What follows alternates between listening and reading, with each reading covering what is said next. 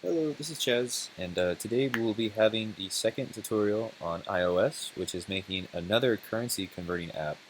However, this one's going to work asynchronously using JSON to call on a web server, and we're also going to convert more than just yen.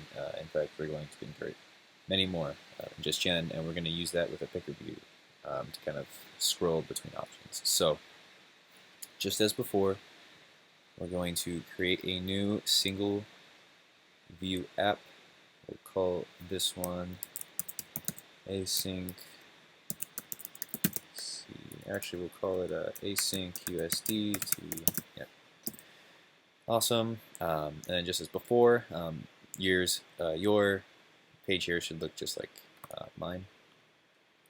Next, we'll put this in the same folder. Yes, awesome.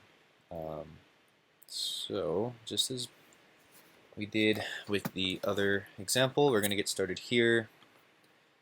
Let's change your background color.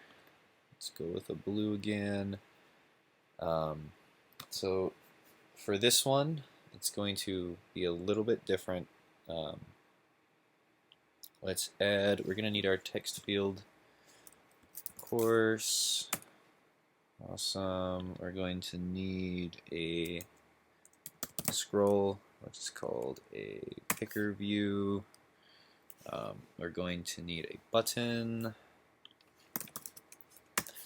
And we're going to need two labels.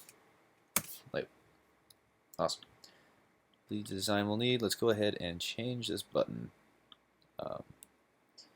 because it's very hard to see. So as before, let's put it back to black. I want the background to be a light gray color, and I want to change the text to say convert. With our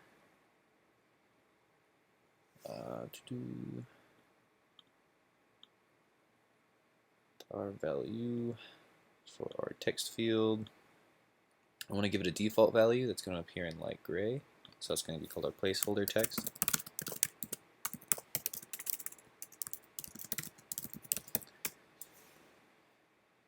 Right, down here, instead of just having it show label before they put anything, let's just have this be blank. Awesome. And then up here, we'll call this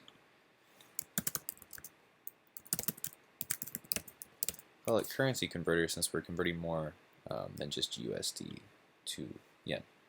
And let's go in here. We'll make it bold and a little bit bigger since it's the title of our application. Sweet. Let's put these into another stack view.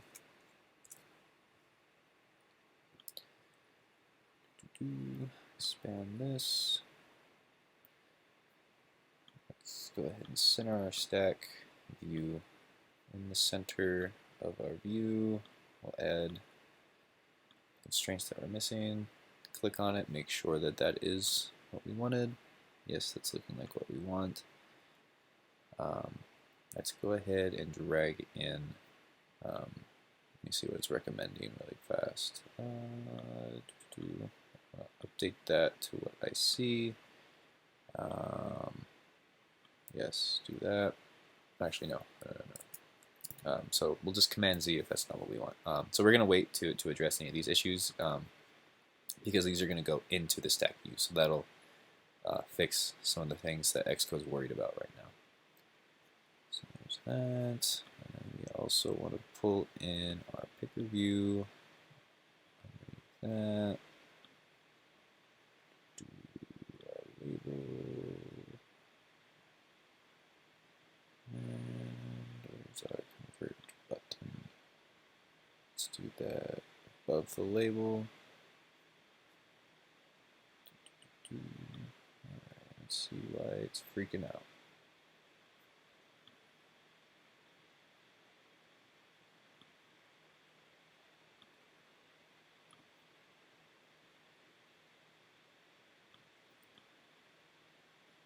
Alright, this So I believe what's happening here, we probably don't want our text field to be so huge.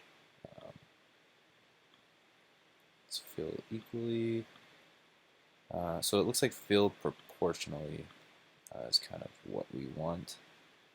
We'll have to make sure with our label here. Again, let's just have this text centered for when it does output.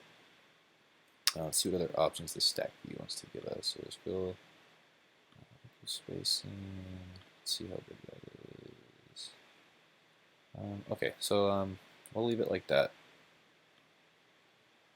And then what we're going to do, this is pretty much our UI taken care of. Let's go into our assistant editor.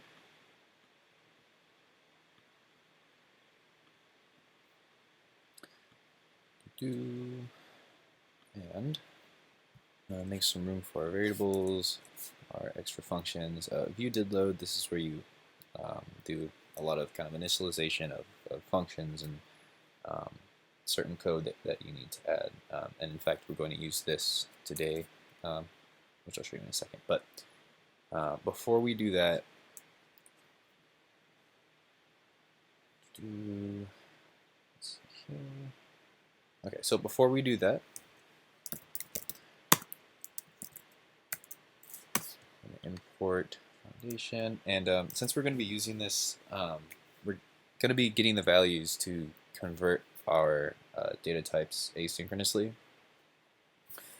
We need a way to decode the response from the server, which is going to be a JSON response. So let's make a new struct, call it currency rates, which is a decodable. And for anything in here, if you ever want to know what it is, you can highlight it. It should be popping up here. It's a force click.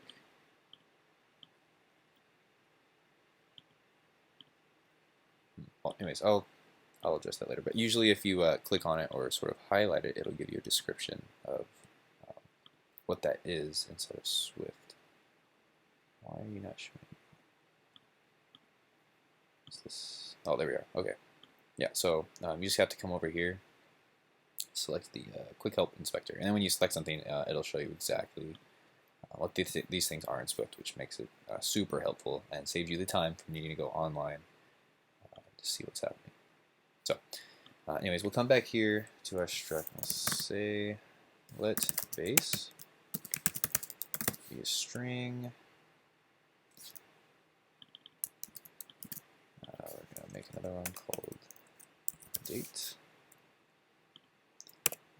Say let time last updated. That's int. Let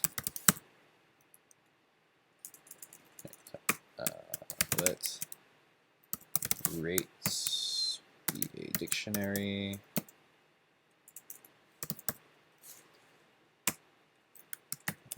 This dictionary is going to be a string double.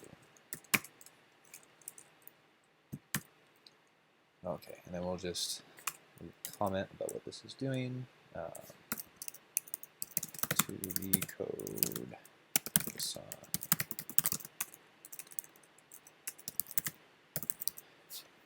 Awesome. Okay. So let's go down and let's actually drag our variables right above our view did load. So let's connect our text field, call it text field 1. We'll connect our picker view. This will also be just a simple outlet. We'll call it picker view 1 connect. We'll connect our label. Call it my one. Then our button will connect underneath. And call it my button one. Done. Okay. Okay, so I went ahead and pasted in all of our picker data. We'll make another variable called rate. Initialize that to 0.0, forcing it to be a double.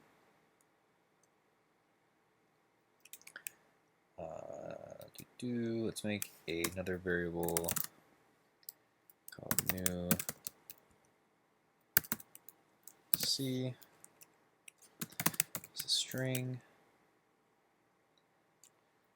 So this will hold, for example, a value from picker data.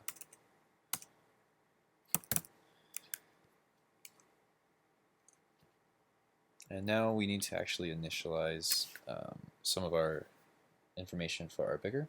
So what we're going to do is connect the data we made for the picker view. So we'll say picker view1 dot shows selection indicator equal to true.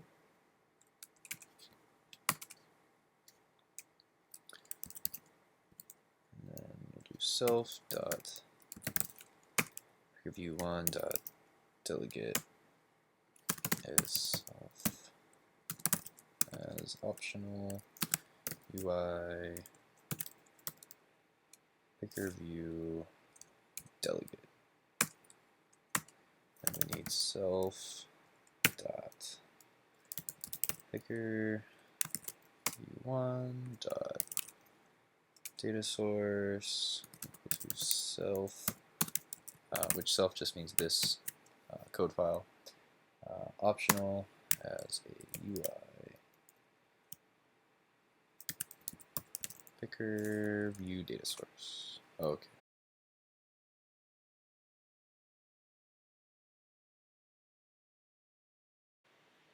UI. We're going to need the data source and the view delegate.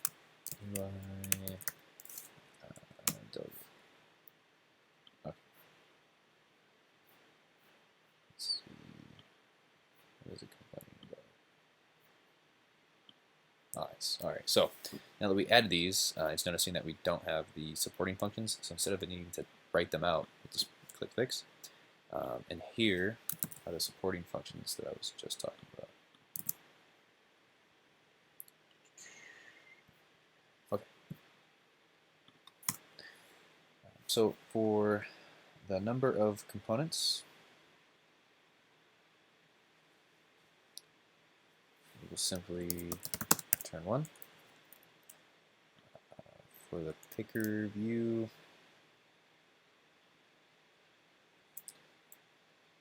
this is number of items. We'll have this be so return picker data dot count. All right, let's add another function, which is going to be picker view did select row. This one. Let's create some variables. Let URL link equal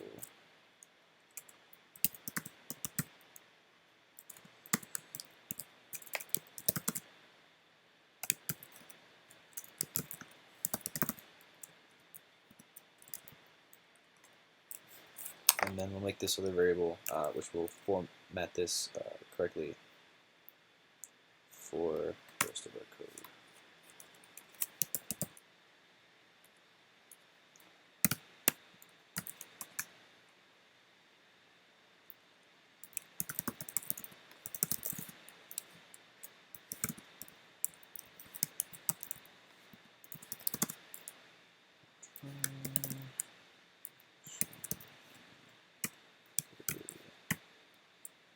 So you're pretty much just copying this function. This is just pretty much how it's going to work for decoding this JSON data that we're trying to pull from the server. Let's see, next up, so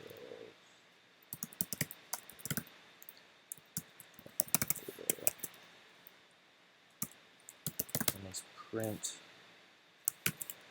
the oops,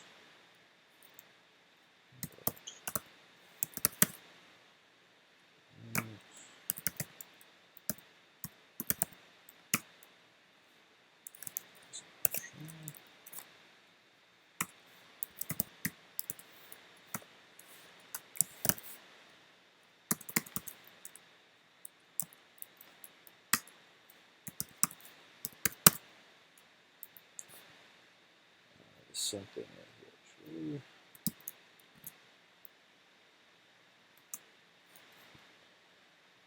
And then since we have a do, we need to catch the case of an error, and we'll just print out that error.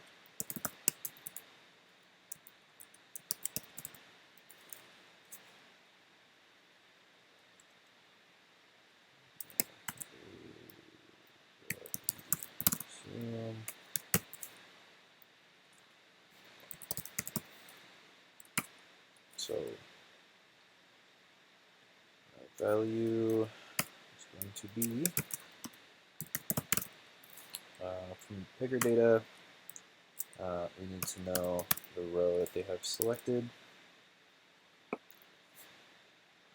and then based on that, we need to go ahead and go through and try it for each case of what the user has selected. So I'll go ahead and I'll just paste that through and then resume once I finish that. Okay, so pretty much all we did was just paste in all the cases for our switch statement. Down here at the bottom, we put self.view.endEditing, set it equal to true, and also set the picker view to hidden by setting it equal to true, so that's no longer obstructing our user interface. So now that we have the server call in place and the picker data set up, the last thing we need to do is add the logic for our button. So let's define a new variable, call it input value, make sure it's a double, and this is coming from our text field one.text. Leave it as an optional, and we'll say if the input value that we're getting is not equal to nil, what we're going to do is take a new variable called the result, set that as a double equal to the input value from the user times the rate that the user has selected, and then we'll take the label, we'll set the text equal to this result, and then we'll also make this an optional, again just because it might be null, so we have to include that. And now that we set that, the last thing to do is just set that label text back to empty. Or no, excuse me, not the label. That would that would display nothing. We need to set the text field text back to nothing, so that if they want to enter another value, they don't have to go in there and delete it manually. Alright, so I think we're ready to try to run this. Again, you can do Command B to just build it, Command R to build and then run it, or come up here and click Run.